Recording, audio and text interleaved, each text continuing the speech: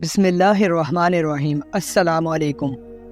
اربوں خربوں درود خاتم النبیین حضرت محمد صلی اللہ علیہ وسلم اور ان کی اولاد پر۔ دعا ہے اللہ تعالیٰ میری اور آپ کی مغفرت فرمائے۔ حضرت آدم علیہ السلام اللہ کے اولین پیغمبر ہے، ابو البشر، انسان کا باپ اور صفی اللہ، خدا کا برگزیدہ لقب۔ آپ کے زمانے کا تعین نہیں کیا جا سکتا۔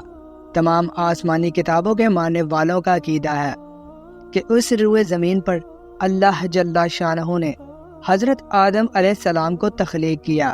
حضرت آدم علیہ السلام کی پیدائش کا احوال کچھ یوں ہے۔ اللہ تعالیٰ نے تمام زمین سے ایک مٹھی مٹی لے کر آدم علیہ السلام کو بنایا۔ اس لیے زمین کے لحاظ سے لوگ سرخ، سفید، سیاہ اور درمیانے درجے میں، اسی طرح اچھے، برے، نرم اور سخت طبیعت والے اور کچھ درمیانے درجے کے پیدا ہوئے۔ حضرت ابو موسیٰ اشعری رحمۃ اللہ علیہ، اللہ تعالیٰ نے جبرائیل علیہ السلام کو زمین میں مٹی لانے کے لیے بھیجا تو زمین نے عرض کی کہ میں تجھ سے اللہ کی پناہ میں آتی ہوں کہ تو مجھ سے کوئی کمی کرے یا مجھے عیب نہ کر دے۔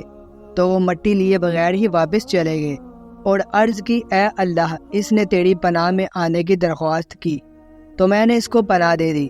اللہ تعالیٰ نے پھر حضرت میکائیل علیہ السلام کو بھیجا، زمین نے اس سے بھی پناہ مانگی تو اس نے بھی پناہ دے دی اور حضرت جبرائیل علیہ السلام کی طرح واقعہ بتا دیا۔ پھر اللہ نے موت کے فرشتوں کو بھیجا، زمین نے اس سے بھی پناہ مانگی تو اس نے کہا، میں اس سے اللہ کی پناہ میں آتا ہوں کہ میں اللہ کے حکم کی تکمیل کیے بغیر واپس چلا جاؤں، اور اس سے مختلف جگہوں سے سرخ، سیاہ اور سفید مٹی اکٹھی کی، جس کی بنا پر آدم علیہ السلام کی اولاد بھی مختلف رنگوں والی ہے۔ وہ مٹی لے کر عرش پر چلے گئے اور اس کو پانی کے ساتھ تر کیا۔ پانی سے تر کرنے سے وہ چپکنے والی لیس دار مٹی بن گئی۔ اس پر باری تعالیٰ نے فرشتوں کو فرمایا، میں مٹی سے انسان بنانے والا ہوں، جب میں اس کو اچھی طرح بنا لوں اور اس میں اپنی پیدا کردہ روح ڈال دوں تو اس کے لیے سجدہ کرتے ہوئے گر جانا۔ اللہ تعالیٰ نے علم کے ساتھ آدم علیہ السلام کا ان پر شرف اور مرتبہ واضح کیا۔ حضرت ابن عباس رضی اللہ تعالیٰ عنہ نے کہا، ان سے مراد وہی نام ہے جو لوگوں کے ہاں مشہور و معروف ہیں، انسان، جانور، زمین، سمندر، پہاڑ، اونٹ، گدھا وغیرہ۔ مجاہد نے کہا، پیالہ اور ہنڈیا وغیرہ کے نام سکھائے، حتیٰ کہ پھسکی اور گوز کا نام بھی بتا دیا۔ مجاہد نے مزید کہا، ہر جانور، پرند، چرند اور ہر ضرورت کی ہر چیز کے نام سکھائے۔ سعید بن جبیر، قتادہ وغیرہ نے بھی اسی طرح کہا ہے۔ الربی نے کہا، فرشتوں کے نام سکھائے۔ عبد الرحمن بن زید نے کہا، ان کی اولاد کے نام سکھائے۔ اللہ نے آدم علیہ السلام کو ہر چھوٹی اور بڑی چیز اور ان کے افعال کے نام سکھائے۔ حضرت انس بن مالک رضی اللہ تعالیٰ عنہ نے رسول اللہ صلی اللہ علیہ وسلم سے روایت کرتے ہوئے فرمایا، قیامت کے دن ایمان والے اکٹھے ہوں گے اور کہیں گے، کاش ہم اپنے رب کے پاس سفارش کرنے والا طلب کریں۔ پھر وہ آدم علیہ السلام کے پاس آئیں گے اور کہیں گے، اے آدم، تو ابو البشر ہے، اللہ نے تجھے اپنے ہاتھ سے بنایا، فرشتوں سے تجھے سجدہ کرایا اور تجھے ہر چیز کے نام سکھائے۔ حضرت حسن بصری نے کہا، جب اللہ نے حضرت آدم علیہ السلام کو پیدا کرنے کا ارادہ کیا تو فرشتوں نے کہا، اللہ جو مخلوق بھی پیدا کرے گا ہمارا علم اس سے زیادہ ہوگا۔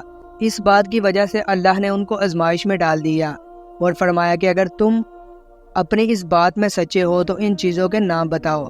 فرمان الہی، یہ آدم کا بہت بڑا شرف ہے کہ اللہ نے اس کو اپنے ہاتھ سے پیدا کیا اور اس میں روح پھونکی، جیسے اللہ نے فرمایا کہ میں جب اس کو اچھی طرح بنا لوں اور اس میں اپنی روح ڈال دوں تو تم سجدہ کرتے ہوئے گر جانا۔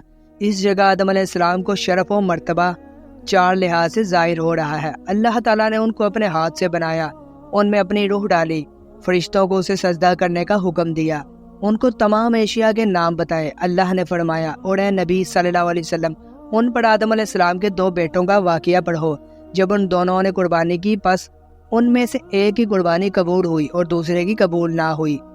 قابیل، جس کی قربانی قبول نہ ہوئی، اس نے کہا، میں تجھے ضرور قتل کر دوں گا۔ تو حابیل نے کہا، اللہ صرف پرہیزگاروں سے قربانی قبول کرتا ہے، اگر تو مجھے قتل کرنے کے لیے میری طرف ہاتھ پھیلائے گا تو میں تجھے قتل کرنے کے لیے اپنا ہاتھ تیری طرف نہیں پھیلاؤں گا۔ بے شک میں اللہ سے ڈرتا ہوں جو جہانوں کا پروردگار ہے۔ بے شک میرا ارادہ ہے کہ تو میرے اور اپنے گناہ کے ساتھ لوٹے پس تو آگ میں جانے والوں میں سے ہو جائے۔ اور زیادتی کرنے والوں کو یہی بدلہ ہے۔ قابیل کے نفس نے اسے اپنے بھائی کو قتل کرنے پر ابھارا، پس اس نے اس کو قتل کر دیا اور وہ گھاٹا پانے والوں میں سے ہو گیا۔ پھر اللہ نے ایک کو کوا بھیجا، وہ زمین کو کڑید کر رہا تھا تاکہ وہ اس قابیل کو دکھائے کہ وہ اپنے بھائی کی میت کو کیسے چھپائے۔ یہ دیکھ کر وہ کہنے لگا، ہائے افسوس، میں اس سے عاجز آ گیا کہ میں اس کو کوے کی طرح ہو جاتا، پس اپنے بھائی کی لاش کو چھپا لیتا۔ پس وہ پشیمانوں میں سے ہو گیا۔ اللہ تعالیٰ نے قابیل کو مہلت دی اور وہ عدن کی مشرقی جانب نوت جگہ میں رہائش پذیر ہو گیا۔ اہل کتاب اس کو کنعان کہتے ہیں۔ اس کی پشت سے خنو پیدا ہوا، خنو کے ہاں اندر اور آندر کے ہاں مہاویل اور مہاویل کے ہاں متوشیل اور اس کے ہاں لامک۔ اس نے ادا اور سلادو عورتوں سے شادی کی۔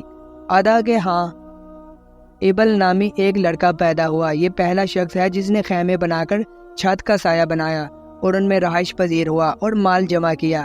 اس نے نوبل کو جنم دیا۔ نوبل پہلا آدمی تھا جس نے سب سے پہلے تبلا اور سرنگی بنائے۔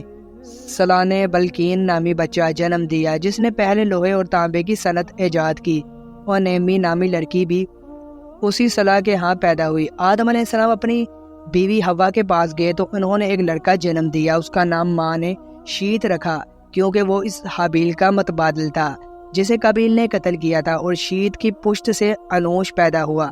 جب آدم علیہ السلام کی پشت سے شیت پیدا ہوا تو آدم کی عمر 130 سال تھی اور اس کے بعد وہ 800 سال زندہ رہے۔ جب انوش پیدا ہوا تو شیش کی عمر 165 سال تھی اور وہ اس کے بعد 807 برس زندہ رہا۔ انوش کے علاوہ بھی ان کے لڑکے لڑکیاں پیدا ہوئی۔ انوش کی پشت سے کینان نامی شخص پیدا ہوا۔ اس وقت انوش 9 برس کا تھا۔ وہ اس کے بعد 815 برس زندہ رہا اور ان کے ہاں بچے اور بچیاں ہوئی۔ کینان نے 70 سال کی عمر میں مہلابیل پیدا کیا اور وہ اس کے بعد 840 برس زندہ رہا۔ بہت سے لڑکے لڑکیاں اس کے ہاں پیدا ہوئے۔ جب مہلابیل کی عمر 65 برس ہوئی تو اس کے ہاں یرد نامی لڑکا پیدا ہوا اور وہ اس کے بعد 830 برس زندہ رہا اور اس کے ہاں بہت سے بچے بچیاں پیدا ہوئی۔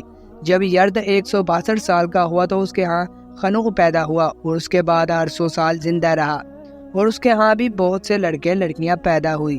جب متوشلخ 127 برس کا ہوا تو اس کے ہاں لامک پیدا ہوئے اور وہ اس کے بعد وہ 782 برس زندہ رہا اور اس کے ہاں لڑکیاں اور لڑکے پیدا ہوئے۔ جب لامک 182 سال کا ہوا تو اس کے ہاں نوح پیدا ہوئے اور اس کے بعد 595 برس زندہ رہے اور ان کے ہاں بھی بچے اور بچیاں پیدا ہوئی۔ جب نوح علیہ السلام کی عمر 500 سال ہوئی تو ان کے ہاں سام، حام اور ریافس بیٹے پیدا ہوئے۔ ابن جریر نے اپنی تاریخ میں بعض سے ذکر کیا ہے کہ حوا نے آدم کی پشت سے 20 امیدوں سے 40 افراد جنم دیے۔ بعض نے کہا 120 امیدوں سے 240 افراد پیدا کیے اور ہر دفعہ ایک لڑکا اور ایک لڑکی جنم دی اور زمین میں ادھر ادھر سکونت پذیر ہوئے اور ان کی نسل بڑھتی رہی۔ محمد بن اسحاق رحمۃ اللہ علیہ نے کہا، جب آدم علیہ السلام کی موت کا وقت آیا تو انہوں نے اپنے بیٹے شیش علیہ السلام کو وصیت کی اور اس کو دن اور رات کے اوقات کی تعلیم دی، ان اوقات کی عبادت سکھائی اور ایک بڑے طوفان آنے کی پیشن گوئی کی۔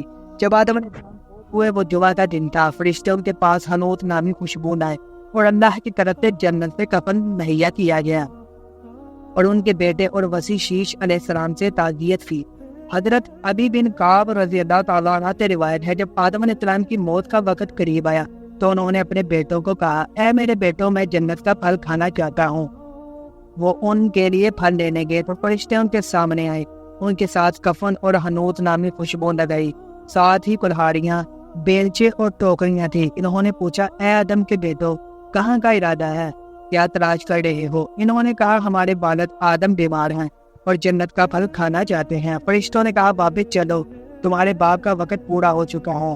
فرشتے آئے تو حوا نے ان کو پہچان لیا اور آدم کے ساتھ اونٹ میں ہو گئی۔